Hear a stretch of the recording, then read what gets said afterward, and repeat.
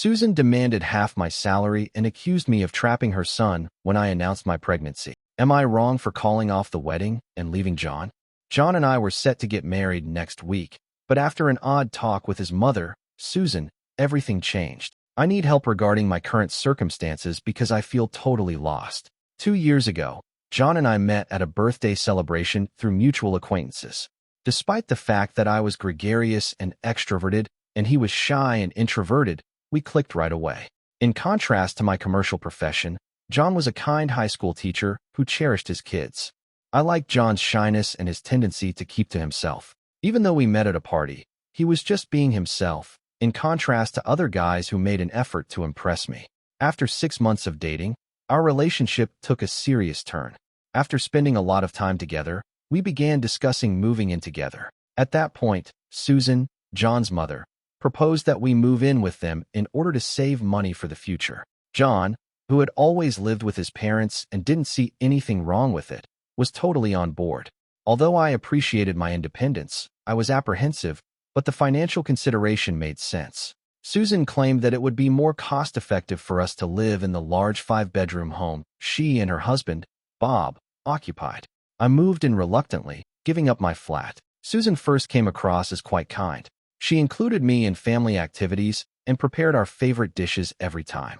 She was a mother who stayed at home and took delight in caring for her family. Bob, her spouse, was a construction worker. Although he was seldom present and hardly talked, Susan was in charge of the home and made all the choices. In fact, the first few months of living there were enjoyable. Susan handled all of the cooking, cleaning, and laundry.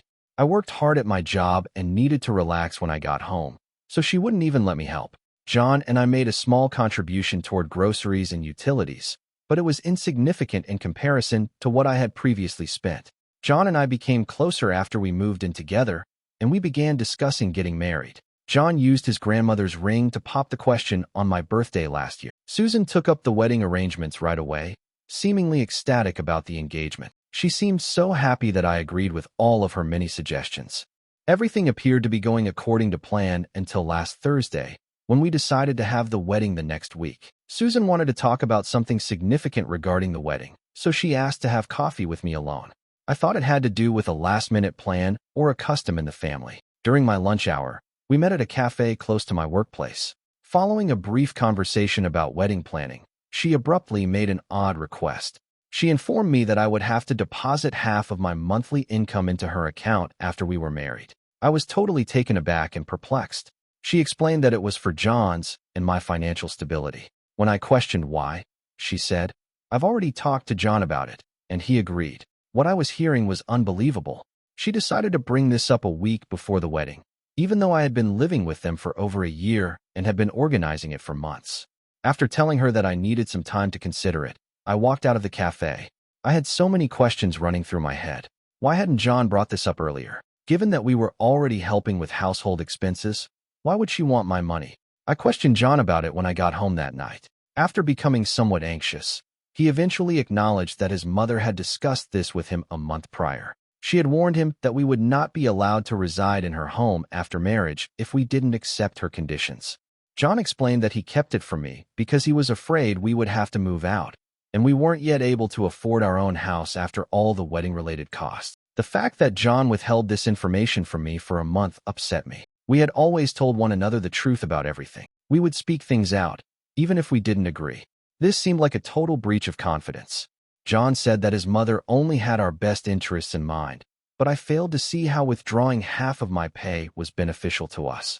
I've been feeling anxious about the whole affair because John and I are the only ones who know that I'm 2 months pregnant. We were glad of it, even if it wasn't planned. After the baby was born, we had agreed that I would temporarily leave my job to care for our child. John had been in favor of this choice, and we had begun budgeting appropriately. He obviously hadn't discussed any of this with his mother, though. I haven't yet informed my parents about Susan's request because they reside in another state. I don't want to worry them because they had spent a lot of money on this wedding. My best buddy suggests that I speak with Susan once more in an effort to better comprehend her viewpoint, but I must admit that I'm afraid to confront her by myself. 7 days remain till the wedding, and I'm at a loss. John continues telling me that I should just accept Susan's terms for the time being and that I'm overreacting. I think this is only the beginning, but he says we can work anything out later. What else will she demand if she is making these demands prior to marriage? And I start to doubt everything, because John kept this from me for a month. I need guidance. Am I reacting too strongly to this circumstance? Since we need a place to live, should I just accept her requirements? Or should I refuse to back down and run the danger of destroying our relationship? I decided to speak with Susan once again and inform her about the pregnancy, hoping she might change her mind about the entire pay issue if she knew about her impending grandchild. In retrospect, I see how foolish I was to believe that. Because I didn't feel comfortable talking to Susan by myself again, I wanted John to be there. He excused himself by saying he had extra lessons at school and had to stay back. When I told him this morning that I was going to notify Susan about the pregnancy, I thought it was strange since it's spring break, but I didn't press the issue. Yesterday evening, I ended up meeting her by myself in her kitchen. As usual, Bob was in the living room watching TV, totally unaware of anything going on in the home. Despite my nervousness, I made the decision to get it over with. I began by informing her that I had some significant news to share with her. I was expecting her grandchild, who was 2 months along. I thought she would at least show a little excitement or joy, but she had the exact opposite reaction. She yelled so loudly, I'm sure the neighbors could hear her. As her cheeks flushed with rage, she accused me of deceiving her son with this pregnancy and called me manipulative. She claimed that I had orchestrated the entire incident to damage their family's reputation. I was taken aback because John and I had lived in their home for 2 years together and were being married in less than a week. Was anyone being trapped by this pregnancy? She went utterly crazy when I told her that I was going to quit my job when the kid was delivered. She began to pace the kitchen and said that since they required my pay for household necessities, she would not allow me to resign.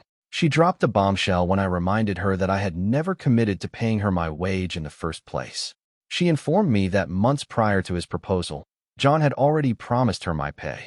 I had the impression that I had been punched in the stomach. John had been cooperating with her intentions all along and was aware of them.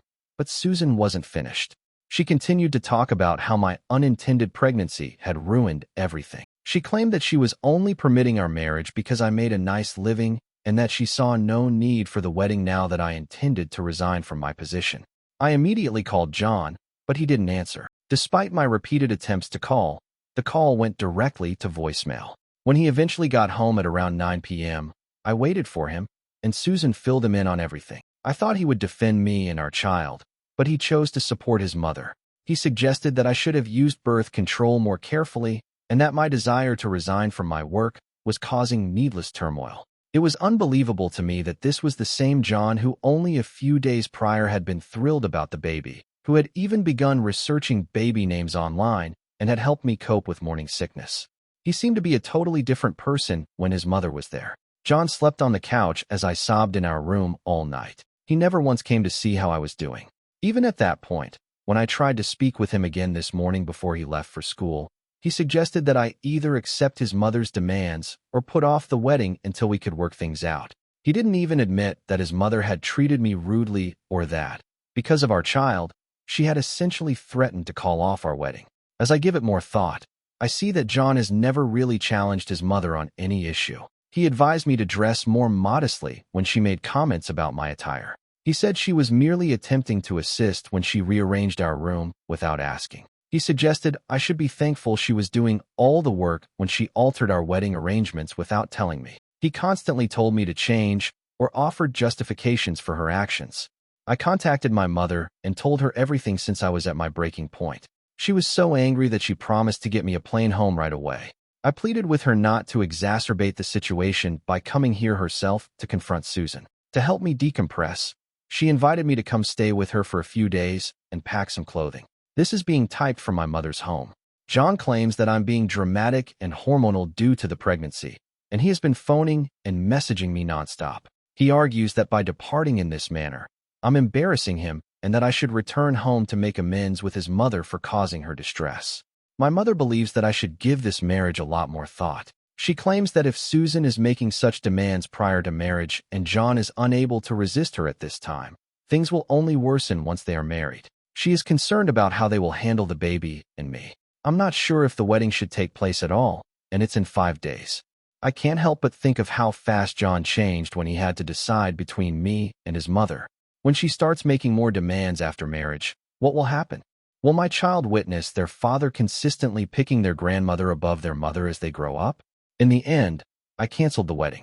I eventually found the strength to make this tough choice.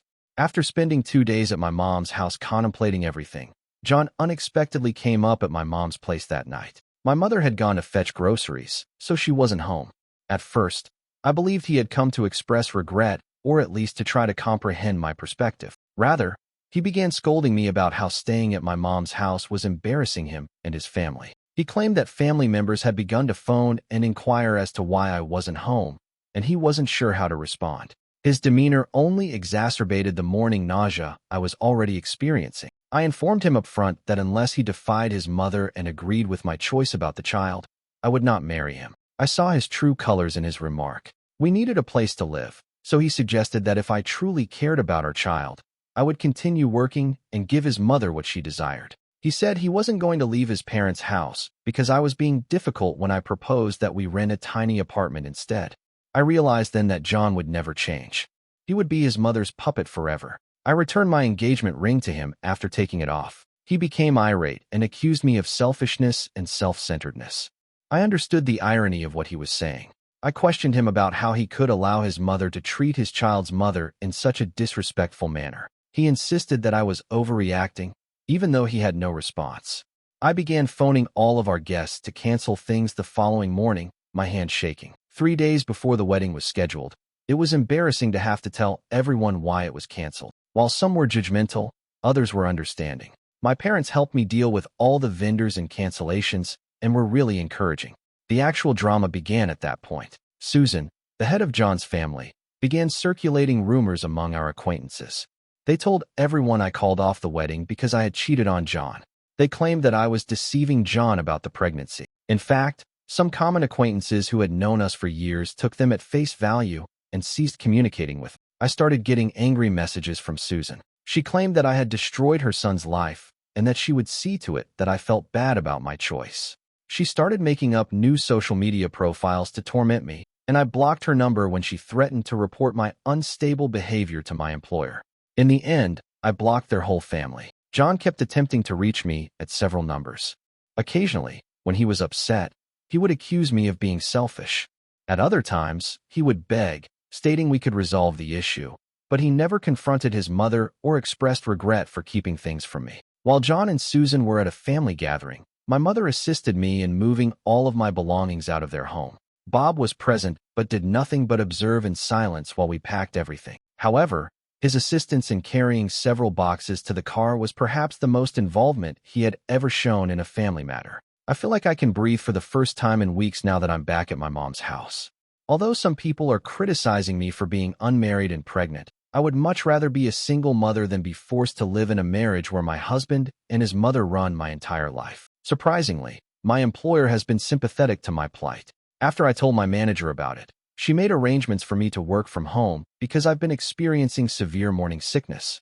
At least I haven't yet had to deal with my coworkers' inquiries. I squandered 2 years with someone who couldn't decide between his mother and his unborn child, and that's the only thing that hurts. Even though it was a tough choice, I know it was the right one. My child deserves better than a grandmother who treats them like a bother and a father who is incapable of advocating for them. Life has changed drastically since then. Last month, I gave birth to Lily, my gorgeous baby girl. Both physically and emotionally, the pregnancy was challenging. During the last trimester, I experienced high blood pressure and terrible morning sickness. My mother was incredible. In order to support me during the last few months of my pregnancy and the initial weeks following delivery, she took a 3-month leave of absence from her employment. Through some mutual connections, John learned of Lily's birth. The day after I gave birth, he and Susan arrived at the hospital. Only my family was permitted to visit, as I had made clear on my admissions paperwork. Susan made quite a commotion in the hospital lobby. When the nurses intervened, she was yelling about my deprivation of her son's child and her rights as a grandma. They had to be escorted out by hospital security. After this episode, my doctor was worried about my blood pressure and kept me under monitoring for an additional day. John's attorney called me regarding custody arrangements a week after we returned home from the hospital. Susan had been writing on Facebook about filing a lawsuit, so I wasn't shocked. We're now working out the custody details, and I have my own lawyer. According to my lawyer, John's petition for 50-50 custody is improbable because he never offered any support during my pregnancy. I benefit from the fact that we have records of Susan's hospital harassment and all of her threatening texts. 2 months ago, something unexpected happened. John's calm father, Bob, paid me a secret visit. He claimed to have wanted to speak with me for months, yet he appeared anxious. He told me something startling and expressed regret for not speaking up sooner. 5 years prior, Susan had done similar things to John's ex-girlfriend, Clara.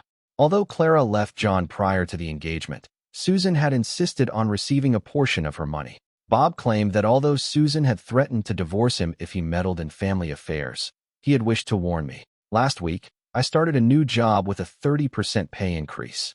It's actually a better job than the one I had before. Managing life with Lily is greatly aided by the company's excellent maternity benefits and flexible scheduling. While I'm at work, my mom has been fantastic with the baby. It offers her something to look forward to each day, she claims. Susan hasn't given up yet. She makes fictitious social media profiles in order to reach me and make offensive remarks about me. She even made an attempt to get in touch with my new employer, but fortunately, my manager was sympathetic to the circumstance. After hearing Bob's side of the story, a few of our mutual acquaintances who had first accepted their lies apologized, but I'm avoiding contact with anyone associated with that family. I return every gift that John sends Lily. He sent us a giant teddy bear last week, along with a statement expressing how much he missed us. I sent it back with a message requesting that he only speak with our attorneys. I refuse to allow him or his mother to use presents and kind words to re-enter our life. Lily deserves better than a father who was unable to defend her before she was even born and a grandmother who views her as a problem. Unless there is a significant development in the custody case, I doubt I will be writing again. In retrospect, I'm so happy I followed my gut and called off the wedding. Sometimes breaking up with someone right before marriage is preferable to being in a dominating marriage where you lose your independence and dignity. Lily is currently waking up from her slumber. I want to express my gratitude to everyone who helped clear my confusion 6 months ago. Even when life isn't perfect, what matters most is that we're happy.